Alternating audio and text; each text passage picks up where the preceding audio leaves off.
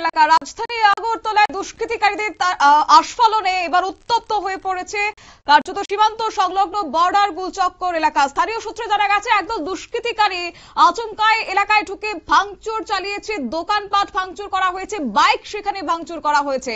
পরিস্থিতি সামাল দিতে খবর পেয়ে ঘটনাস্থলে ছুটে যায় পুলিশ সুপার সহ বিশাল পুলিশ বাহিনী। পরিস্থিতি নিয়ন্ত্রণে আনতে নামানো হয়েছে র্যাবকেও। কার্যত স্থানীয় বিধায়ক মেয়র দীপক মজুমদার তিনি ছুটে যান ঘটনার খবর পেয়ে। তবে বলে রাখি তারই মধ্যে যে গত কয়েকদিন ধরে কিন্তু উত্তপ্ত হয়েছিল বর্ডার গুলচক্কর এলাকা এবং সেই আশঙ্কায় আশঙ্কিত হয়ে স্থানীয় মানুষজন কিন্তু পশ্চিম থানায় ডেপুটেশন প্রদান করেছে। কিন্তু তারপরও পুলিশ সেক্ষেত্রে কেন যথোপযুক্ত ব্যবস্থা গ্রহণ করেনি সে নিয়ে কিন্তু স্থানীয়রা অভিযোগ তুলেছেন এবং তাদের অভিমত যদি পুলিশ সেক্ষেত্রে যথোপযুক্ত ব্যবস্থা গ্রহণ করত তাহলে হয়তো গতকাল রাতে যে ছবি ধরা পড়েছে, যে ছবি ক্যামেরা বন্দী হয়েছে সেটা হয়তো বা হতো না। যাই হোক, স্থানীয়দের পক্ষ থেকে কি জানানো হচ্ছে, কি অভিযোগ রয়েছে তাদের শুনুন। তো আমি আর আমার বন্ধু একটা দোকানে আসলাম, তো তারা তীর্থ পরে তোমার পিয়াস আরো দুইজন আসলো, অমলান সায়ন, তারা সব এই এলাকার।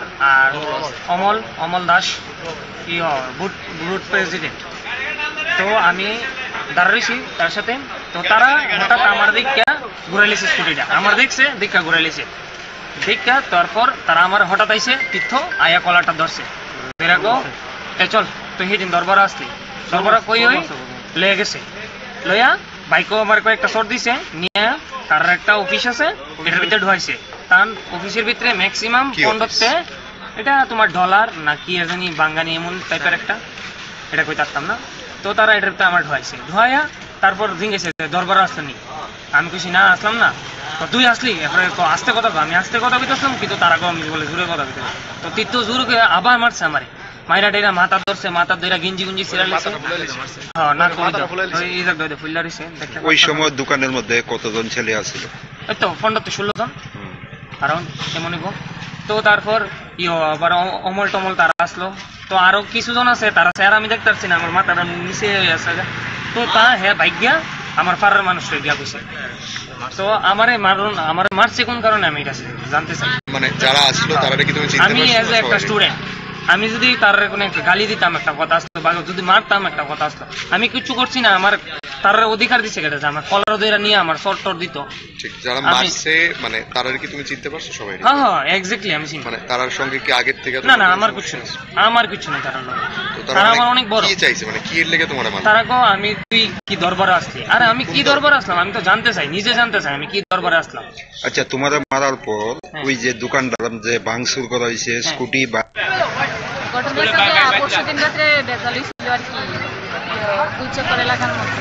তীর্থ দাস, তারপরে অমল দাস, 35 নম্বর ওয়ার্ডের বুথ প্রেসিডেন্ট অমল দাস, এই মিল্লা আমরা পাড়ার যত ছেলেরা অমল দাস আমরা পাড়ার ছেলেরা মারছে। তারপরে সেদিন তো বেজাল শেষ হয়ে গেছে গা। তারপরে আজকে দুপুরবেলা না বিকালবেলা আমার দেওরে গেছে ওই ক্যালকাটা 64 বর্ডারে একটা রেস্টুরেন্ট খুলছে এটার মধ্যে। তো বন্ধু বান্ধব গেছে আর কি খাইছে। তারপরে অমল দাস, তারপরে তীর্থ, তারপরে পিয়াস দাস, কাজী পিয়াস, তারা সবাই মিলে আমাদের উড়ে লয়ে গেছে। আজকে সন্ধ্যার সময়? হ্যাঁ আজকে সন্ধ্যার সময় নিয়ে তারা অফিসে লয়ে গেছে, নিয়ে হেরা খুব মারধর করছে। তারপরে আমরা সবাই মহিলারা খবর পেয়েছি, পায়ে সেটা গিয়েছি, গিয়ে দেখি তারা কেউ নাই। তারপরে খুঁজা আমরা ওনাদের কি মারধর করছে যারা নিচে? হ্যাঁ মারছে, অনেক মারছে,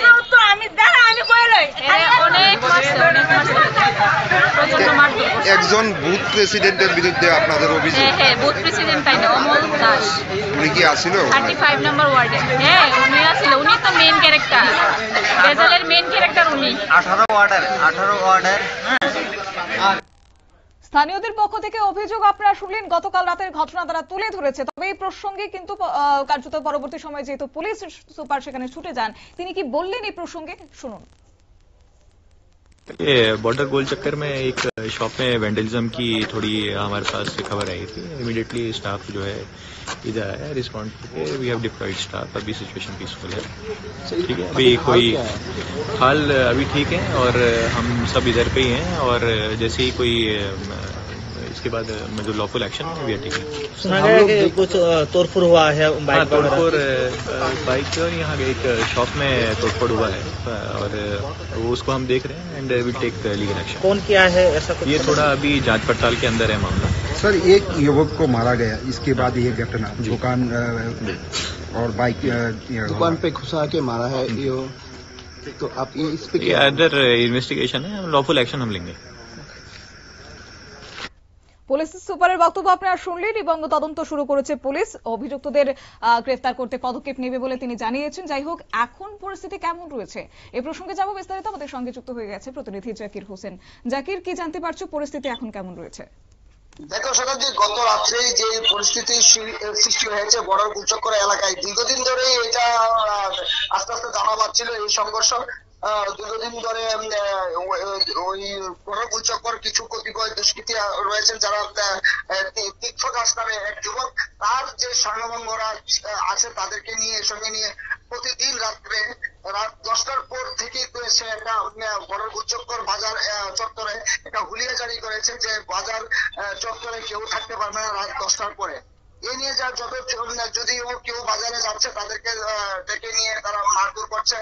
এইভাবে দীর্ঘদিন চলতে থাকা অবস্থায় এলাকাবাসী থানা দ্বারস্থ হয়। থানাতে একাধিক অভিযোগ তীর্থ দাসের বিরুদ্ধে এবং তার সাংবাদিকদের বিরুদ্ধে অভিযোগ জমা করেন, কিন্তু পুলিশের পক্ষ থেকে কোনো ধরনের ভূমিকা না থাকায় এলাকাবাসীর মধ্যে একটা ক্ষোভ সৃষ্টি হয়। সেই ক্ষোভের বহিঃপ্রকাশ কিন্তু গতকাল রাত্রে দেখা গেছে এবং তীর্থ দাসের যে একটা ট্রাভেলসের দোকান ছিল সেইটাতে হামলা চালায় এলাকাবাসী এবং তীর্থ দাসকে যদিও তারা পায়নি, তার সঙ্গভঙ্গ এক দুজনকে পেয়ে তারা তাদের উপর আক্রমণ চালায়।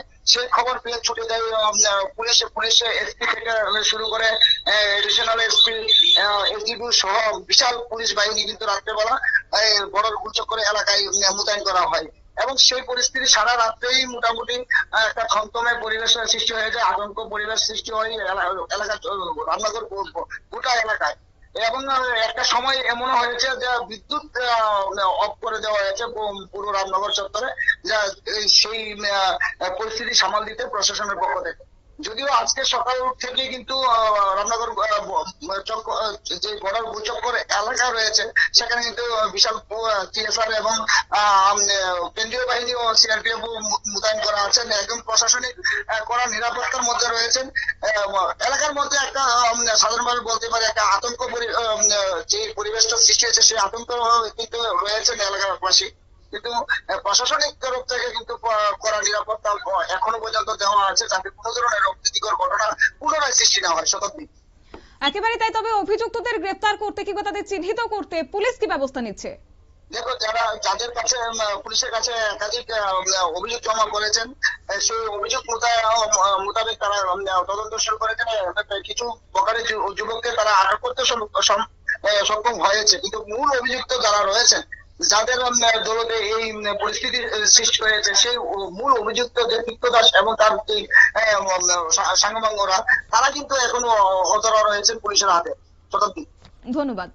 অর্থাৎ রাতভর উত্তেজনা ছড়ালেও সেক্ষেত্রে বর্তমানে নিরাপত্তায় মুড়ে রাখা হয়েছে গোটা এলাকা। তবে প্রশ্ন হচ্ছে যে বর্ডার গুলচক্কর এলাকাতে দুষ্কৃতিকারীদের তাণ্ডব সেটা কবে নাগাদ নিয়ন্ত্রণে আসবে এবং এক্ষেত্রে যেহেতু পুলিশের নাকের ডগাতে এই ধরনের ঘটনা ঘটেছে, নিরাপত্তা নিয়ে একটা বড়সড় প্রশ্নচিহ্ন দেখা দিয়েছে। আগামী দিনে পুলিশ প্রশাসন কি ব্যবস্থা গ্রহণ করে পরিস্থিতি নিয়ন্ত্রণে আনতে সেদিকেই তাকিয়ে রয়েছে এখন সংশ্লিষ্ট এলাকাবাসী। নিয়ে নিচ্ছি ছোট্ট একটি বিজ্ঞাপন বিরতির সঙ্গে থাকুন।